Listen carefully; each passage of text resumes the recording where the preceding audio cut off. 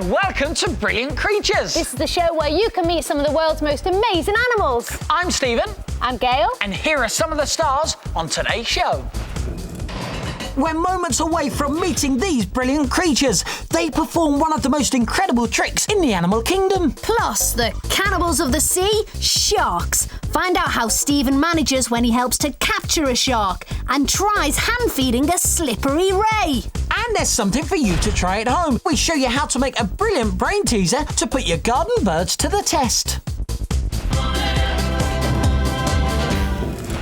If I was to tell you that the next brilliant creature you're about to meet can glide through the air, what's the first thing that would pop into your head? Stephen? Well, the chances are you wouldn't be expecting one of these little fellas. Have a look at it. It's weird looking, isn't it? Now, it's called a sugar glider, and as its name suggests, it can glide through the air. Now, it looks like a squirrel, doesn't it? But it's not. In fact, it's more closely related to a kangaroo. And just like a kangaroo, a sugar glider is a marsupial, and marsupials are creatures who carry their young in a little pouch on their belly. But unlike the kangaroo, as I just mentioned, the sugar glider can take to the air and can glide up to 100 metres at a time, which is the length of 4 tennis courts all put together. Now, as you may have noticed already, the sugar glider doesn't have any wings. So the question is, how does it do it? Well, the sugar glider's secret is this flap of skin. It goes all the way from its front leg to its back leg, and what happens is the sugar glider launches itself off a branch and the air gets caught underneath that flap and allows it to stay airborne so it can glide from branch to branch. The technique is so good that people have copied it. This is a skydiver suit and works in the exact same way as the extra flaps of skin on a sugar glider. Now, these special panels that are built into the suit actually trap air, slowing my descent and keeping me in the air for longer. But whereas we do it for fun, the sugar gliders actually glide through the air for survival. They do it to escape from predators and to catch food. Now, we can't quite manage 100 metres, but with a bit of luck, we are going to be able to show you a sugar glider in full flight right here in the Brilliant Creatures studio. Okay, now keep your fingers crossed, because hopefully what's going to happen is the sugar glider should launch from up there and glide down to me, which is a distance of 3 metres. Now, that's 13 times the length of its own body. Now, it's going to be incredible if it works. So here we go. So remember, it will glide down, crash land into its landing site, which will be me. It will dig its claws in and climb up to the highest point, hence the hat. Okay, are you ready, Gail? Fingers crossed. Are you ready?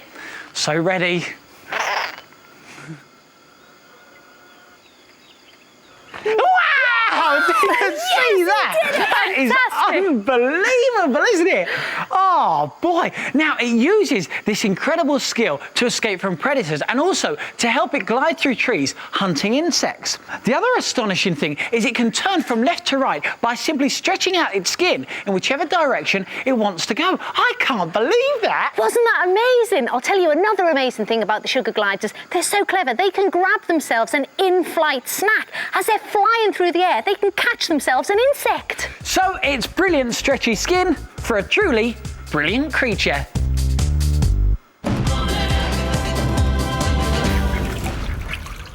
Many of the most brilliant creatures on Earth actually live in the water, and because most of them are far too big for our Brilliant Creatures pool, they couldn't come to us. So we went to them. Marineland in the south of France is home to a whole host of brilliant creatures, all of whom require special veterinary care to keep them healthy and happy. And we spent a week with zoo vet David Taylor finding out just what's involved looking after these brilliant watery creatures. And some animals are harder to treat than others, as we found out. This aquarium is home to some of the most professional killers in the world, sharks. Now, although they're fearsome predators, they still need some looking after from time to time, and that's the job of international zoo vet David Taylor.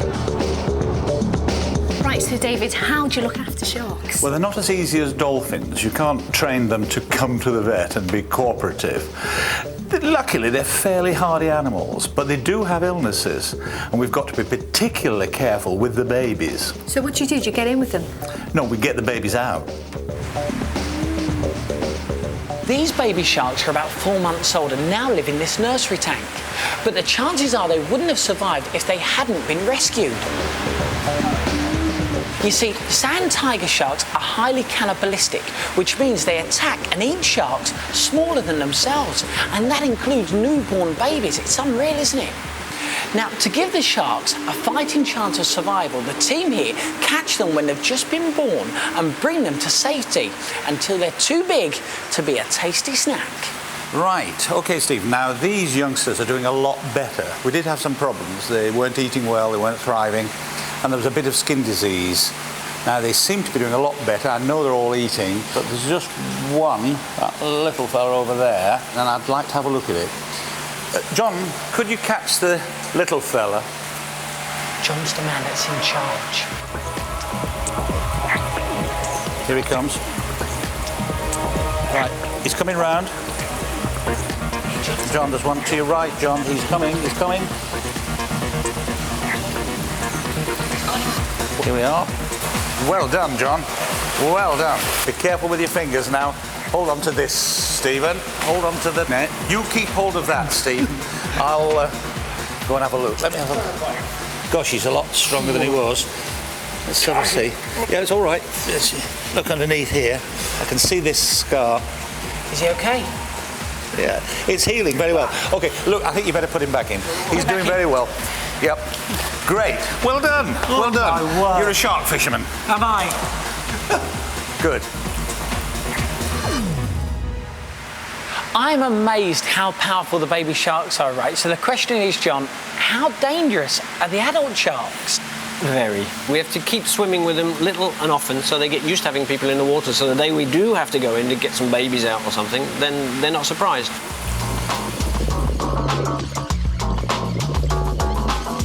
Right, look over here. See these marks on the wall here? They're actually marks that were caused by a 2-metre-long sand tiger shark that was chasing a baby shark across the tank. It was trying to catch it so it could kill it and eat it, but luckily the baby got away just in time. But the force of the shark ramming into the wall caused its teeth to dig into this supposedly unscratchable plastic and cause these 8mm thick grazes. John is safely out of the water because no one wants to be in with the sharks during feeding time.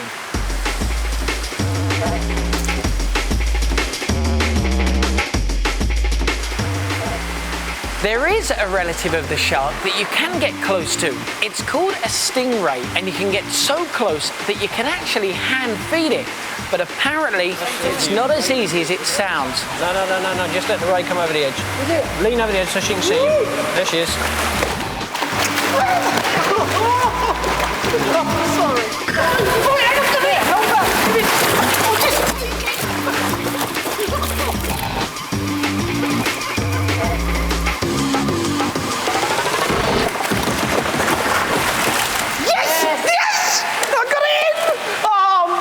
What do I say? Apart from, it's happy, and so am I.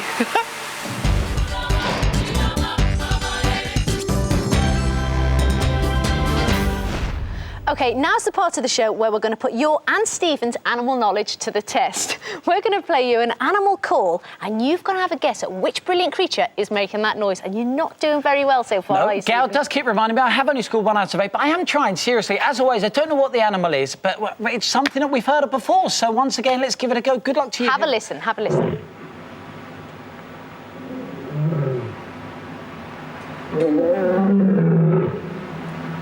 I actually think this is one of the easiest we've had. Have you got any ideas? No, give me a clue, give me a clue. Have another listen. Give me a clue.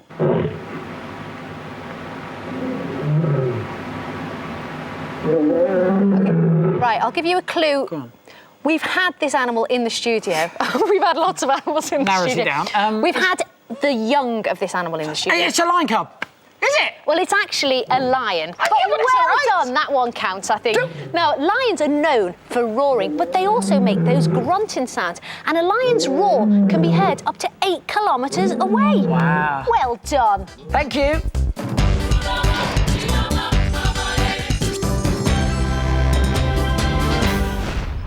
Now, if you call someone a bird brain, it implies that they're a bit stupid. But you know, that's just not fair on birds.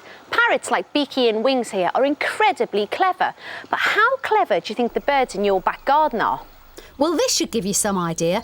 In just a few days, this clever pair worked out that in order to get the peanut from the feeder, they had to remove all the matchsticks. When they solved the problem once, they could repeat it again and again. They are so clever, aren't they? Now, there's many ways of testing a bird's intelligence. Here's just one of them. This is a brilliant creature bird feeder, but for the bird to get the nut, it must work out how to pull out one of these sticks.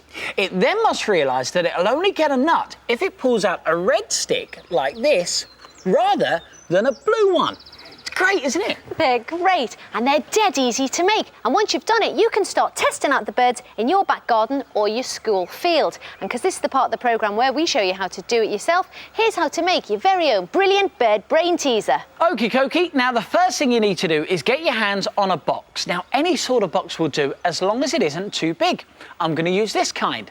Then what you do is you open up the flaps at the top and at the bottom and then flatten the whole thing out, and this just helps you when you cut it, makes it easy. Cut it about 5 to 6 centimetres deep, so you'll now have a box that looks something like this. Now, you only need one of the long flaps at the back, so chop the other 3 off, so you'll now have a box that looks like that, and this flap will come in very handy in just a second. Okay, so now your box should look like this. Now, you need to cut down one of the seams of it so you can open it out flat like that. Now, make some dots, 1/2 centimetre apart, along your box, like we've done here, and they're the dots that your cocktail sticks are going to go through. Now get a bit of modelling clay just to make it safer. Put your card on top, get a cocktail stick and poke it through the dot. Give them a bit of a wiggle just to make the hole a bit bigger, because you don't want them to be a really tight fit, and just do that all the way along. And when you've poked all your holes through, you need to put the box back together again. So a bit of sticky tape along the edge will do the trick fine. Now what you need to do is the cocktail sticks need to stand up from your box. Easy way of doing that, paint it. I'm going to go for a nice yellow. And look, this one's even been customised with a Brilliant Creatures logo. Now you've got to colour your cocktail sticks. I've got 2 different colours, blue and red, because obviously that's the test. And I'm going to put my red ones in, because they're the ones that the bird's got to figure out to pull out to get the peanut. And you need to put your peanut in so it rests between the 2 red cocktail sticks. And I can show you on this big one here, so that when it pulls it out, the peanut drops down, just like that. It's cool, isn't it? And remember that flap we told you to leave? Well, that's so you can put a drawing pin through it and pin it to the bark of a tree. Now, make sure you pin it just above a branch so the bird has something to stand on when it's trying to pull out one of those sticks. And that's not the only bird brain teaser you can make. There are loads of different puzzles that test out different skills. Aren't they great? They certainly are, and you can find them all on the Brilliant Creatures website. We'll give you the address at the end of today's show. Now, when you've logged on, you'll come to the home page, which is just here, and you want to log on, do it yourself, like that. And then you come to this page, look for Bird Brain Teaser, and that's there, and you'll get all the information so you can make them too. So why not do it yourself and make your very own brilliant bird brain teasers and test out those birds? Card 9 of 10. Name: Basiliscus basilicus, also known as the Jesus lizard. Special power: Aqua Turbo Master. The miraculous Jesus lizard is able to achieve the impossible and run on water. He uses this strange rotating leg motion to reach high speeds. This super fast action combined with large webbed feet allows the lizard to run up to 40 metres across open water. And next time on Brilliant Creatures, we put this crocodile to the test to see if the famous death roll is fact or fiction. Plus, there's something for you to try at home. In Do It Yourself, we show you how to build a spider ladder so you never have to pull the plug on one again. And why would an animal eat envelope glue? Stephen investigates. And in the Brilliant Creatures Challenge, we tried to hypnotise chickens. Now, I'm told it's possible, but I'm not going to believe it until I see it. Find out if it's true on the next Brilliant Creatures. Well, that's it for today's show. If you want to check out our website, the address is at the bottom of your screens now. And we'll be seeing you very soon for more of the world's most Brilliant Creatures. Bye. See ya.